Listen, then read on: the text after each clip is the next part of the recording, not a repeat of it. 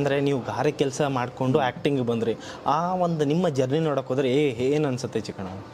ನಿಜವಾಗ್ಲೂ ಖುಷಿ ಆಗುತ್ತೆ ಸರ್. ಯಾಕೆಂದರೆ ಇದು ಕನಸು ಕಂಡವನಲ್ಲ ನಾನು. ಇದು ಭಗವಂತ, ನಮ್ಮ ತಂದೆ ತಾಯಿ ಯಾವುದೋ ಜನ್ಮದ ಪುಣ್ಯ, ಜನರ ಆಶೀರ್ವಾದದಿಂದ ಇವತ್ತು ಇಲ್ಲಿ ಕೂತಿದ್ದೀವಿ. ಯಾಕೆಂದರೆ ಒಂದು ಸಿನಿಮಾ ಅಂದರೆ ನಮ್ಮಂಥವ್ರಿಗೆಲ್ಲ ಗುರು.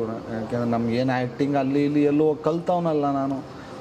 ಎಂತೆಂಥ ಆ್ಯಕ್ಟ್ರುಗಳಿದ್ದಾರೆ, ಅವ್ರಿಗೆಲ್ಲ ಬಿಟ್ಟು ನಮ್ಗೆ ಎಲ್ಲಿಂದ ಸಿನಿಮಾ ಸಿಗುತ್ತೆ ಅಂದ್ಕೊಂಡಿದ್ದೆ. ಬಟ್ ನಾವು ಮಾಡ್ತಿದ್ದು ಕಾಮಿಡಿ ಸ್ಕಿಟ್ಟು. ಅಮೃತ ಮಹೋತ್ಸವಲ್ಲಿ ಯಶ್ ಅವ್ರು ನೋಡಿ ಅಲ್ಲಿ ಕಿರಾತಕ ಒಂದು ಸಿಕ್ತು, ಅಲ್ಲಿಂದ ಹಂಗೆ ರಾಜಾಹುಲಿ ಸಿಕ್ತು. ರಾಜಾಹುಲಿಲಿ ತುಂಬ ಒಳ್ಳೆ ಹೆಸರು ಬಂತು.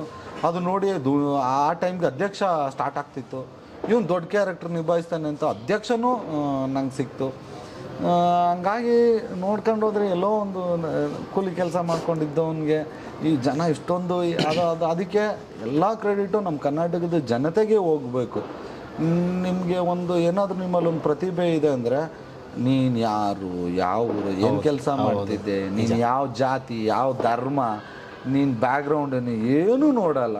ಅಷ್ಟು ಚೆನ್ನಾಗಿ ಪೋಷಿಸ್ತಾರೆ, ಅಷ್ಟು ಚೆನ್ನಾಗಿ ಪ್ರೀತಿಸ್ತಾರೆ.